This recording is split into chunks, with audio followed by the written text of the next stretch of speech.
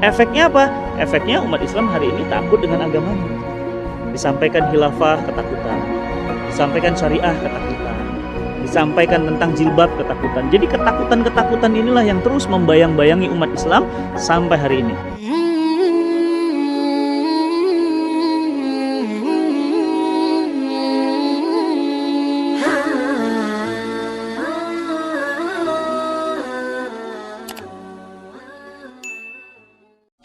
Assalamualaikum warahmatullahi wabarakatuh, teman-teman semuanya. Hari ini ada sebuah penyakit yang bukan hari ini ya, sebenarnya sejak keruntuhan kaum muslimin, sejak keruntuhan kekhilafan Islam tanggal 3 Maret tahun 1924, ada penyakit yang luar biasa mengidap di dalam diri kaum muslimin, yakni Islamophobia, takut sama Islam. Dan ini ada dua sebabnya. Sebab eksternal adalah karena adanya makar-makar orang-orang kafir, makarnya orang-orang di luar Islam yang berencana membuat umat Islam itu takut terhadap agamanya. Eksternal ini, faktor eksternal ini, mereka berhasil menggambarkan kepada kaum muslimin betapa mengerikannya Islam, betapa tidak sesuainya dengan hak asasi manusia, betapa sadisnya Islam. Hukum potong tangan mereka gambarkan sebagai hukum yang melanggar hak asasi manusia. Hukum zina, kemudian dirajam, dijilid, digambarkan bagaikan hukuman yang sangat-sangat mengerikan. Ya, wanita yang menutup aurat digambarkan sebagai pengekangan terhadap hak-hak wanita. Seorang istri yang taat kepada suaminya digambarkan sebagai sesuatu yang menindas hak-hak wanita. Waris dua laki-laki dan satu perempuan dianggap adalah bagian dari pelanggaran hak asasi manusia untuk perempuan. Eksternal faktor ini menggambarkan kepada kita, terus menggambarkan melalui media, melalui pendidikan, melalui kurikulum, digambarkan ke dalam benak kita bahwa Islam itu mengerikan, sadis. Bahkan digambarkan Islam itu suka perang. Ditunjukkan ya sejarah-sejarah kaum muslimin yang kemudian diiringi dengan air mata dan darah. Peperangan-peperangan, umat Islam selalu membantai dimanapun berada. Dibuatlah gambaran seakan-akan jihad itu sebagai sesuatu yang sangat menyeramkan. Faktor eksternal berhasil membenamkan pemikiran dalam benak kita, Islam menakutkan, mengerikan. Ditambah lagi dari faktor internal, sudahlah faktor eksternalnya datang, faktor internalnya umat Islam tidak mengerti Islam. Coba antum bayangin, antum ditakut-takutin sama kuntilanak. Antum nggak ngerti kuntilanak itu ada apa enggak, makin jadi nggak takutnya. Mungkin juga kalau ngelihat kain putih di atas pohon, antum pasti ketakutan. Kenapa? Sudahlah eksternalnya seperti itu, internalnya bodoh. Jadi lengkap penderitanya, faktor eksternal, faktor internal. Nah, faktor internal ini apa? Faktor karena umat Islam itu nggak ngerti Islam. Ditakut-takutin hukum potong rajam, hukum potong tangan, hukum rajam, hukum jilid, jihad. Ya, ditakut-takutkan sebagai sebuah hal yang menakutkan. Ditambah nggak ngertinya kaum muslimin, makinlah dia. Maksudnya nggak paham terhadap agamanya sendiri. Jadi dia nggak mengerti kenapa dua bagian laki-laki, kenapa satu? Kenapa Islam membolehkan misalnya hukum poligami? Kenapa kemudian tidak poliandri? Kenapa kemudian Islam memberikan toleransi kepada orang-orang yang kemudian beriman? Ya, toleransi hanya dalam ukuran bab muamalah, jual beli, perdagangan, pertemanan, tapi tidak toleransi dalam urusan akidah dan ibadah. Jadi sudahlah, makanya umat Islam ini secara ilmunya memang terhambat, bodoh. Ya, kebodohan kaum muslimin yang kita sebut dengan jahiliyah modern ditambah faktor eksternal. Efeknya apa? Efeknya umat Islam hari ini takut dengan agamanya.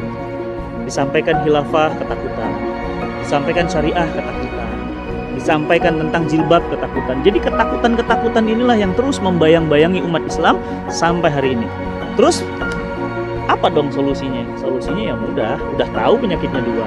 Ya solusinya dari dua juga.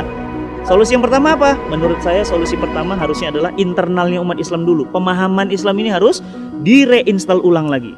Difahamkan lagi kenapa Islam kemudian sebagai aturan dari Allah Subhanahu wa taala yang sempurna tidak mungkin menzolimi wanita. Jilbab itu justru untuk menjaga wanita, memuliakan wanita, menjadikan mereka itu terjaga dan seperti barang yang mahal, sampai harus seperti itu. Sehingga apa? Muncul pemahaman. Kenapa dua dibagi dua dan satu waris misalnya? Karena Islam sangat-sangat memuliakan keluarga, sehingga laki-laki memang dapat dua bagian, tetapi mereka tetap berkewajiban menafkahi anak, istri, adik, kakak, ibu, dan yang lainnya. Jadi reinstall pemahaman Islam di bab yang internal tadi. Yang eksternal tadi kita harus lawan, kita bongkar strateginya. Contoh kita katakan, benarkah umat Islam gila perang? Pertanyaan saya, yang membunuh orang sampai puluhan ratusan juta dengan bom Hiroshima Nagasaki Islam bukan?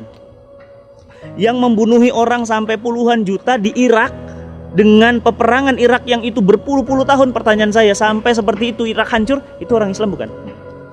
Yang kemudian menghancurkan negeri-negeri kaum muslimin di Palestina, di Syam, bahkan sampai hari ini umat Islam mau sholat aja nggak bisa. Pertanyaan saya, itu pelakunya orang Islam bukan?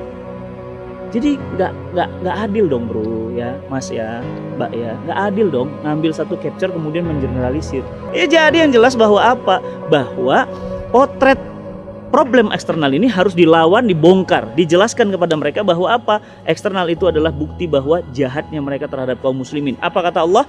Yuridu ya ayyufi'u nurullahi biafwahihim. Mereka hendak memadamkan cahaya agama Allah dengan mulut-mulut mereka, dengan media-media mereka, dengan mimbar-mimbar mereka. Akan tetapi Allah akan tetap menyempurnakan cahayanya walaupun orang-orang kafir tidak menyukainya. Maka jamaah yang dirahmati Allah, dari sini kita jadi faham bahwa eksternal faktor ini bisa kita halangi, bisa kita hindari, bisa kita jauhi, bisa kita atasi kalau internal faktornya kuat. Maka alhamdulillah saya sekarang senang banyak kanal-kanal dakwah, banyak majelis-majelis taklim, banyak majelis-majelis ilmu. Itu untuk apa? Mereinstall Islam. Maka sahabat semuanya, faktor eksternal akan bisa kita halangi, akan bisa kita jauhi, akan bisa kita atasi dengan pemahaman Islam yang sempurna. Maka sebab kemerosotan umat Islam menurut yang saya pahami adalah karena jauhnya umat Islam dari pemahaman Islam yang benar.